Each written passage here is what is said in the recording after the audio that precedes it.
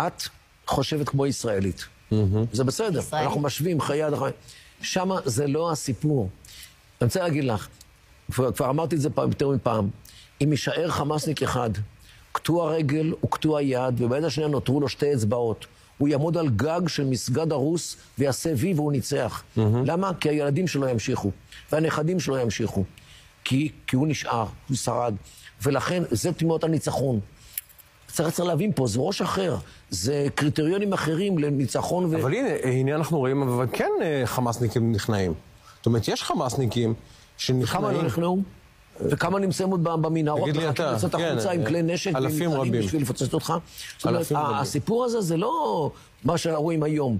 פה הם רואים הרבה קדימה. אבל גם אנחנו רואים הרבה קדימה, סליחה. למה אנחנו מדברים על עם הנצח ועל הדרך הארוכה ועל הילדים שלנו שעוד ימשיכו להילחם? האמריקאים ייתנו לך גב לתמיד, האירופאים ייתנו לך גב לתמיד, החברה הישראלית תיתן לך גב לתמיד. אלה השאלות החשובות.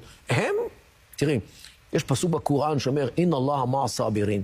אללה רואים בעלי היכולת לסבול לאורך זמן. תבין, סבר, אין לנו מילה כזאת בעברית, כי אין לנו מושג כזה בעברית. סבר זה אדם שיכול להיות במנהרה 2-3 חודשים, לא רואה אור יום, בקושי אוכל, בקושי כלום, יצא עם הקלאץ' ויהרוג יהודים.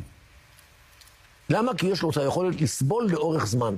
וזה לא ברור עם החברה הישראלית. אז אתה אומר שבעצם הפנטזיה הישראלית שאולי נגיע איזה נקודת שבירה של החמאס, שבה החמאס פשוט באמת או ייכנע או יקרוס לתוך עצמו, זו פנטזיה ישראלית שאין בינה לבין המציאות קשר. הם חיים בתוך הבועה הישראלית.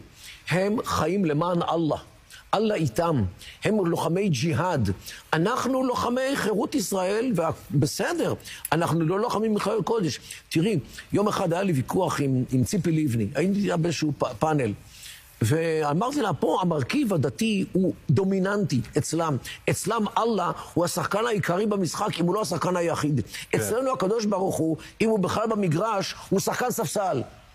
וזה הבדל אדיר מבחינת היכולת הנפשית והיכולת הציבורית והיכולת הגופנית גם, כי יש בזה השלכות פיזיולוגיות על האמונה. והיכולת שלהם בעניין הזה היא אדירה. אני לא אומר ששלנו היא פחות חשובה, המורל חשוב והכל, אבל להם הם לוחמים מלחמת דת. ואצלנו, לפחות חלקנו, לא רוצים לראות את הדבר הזה.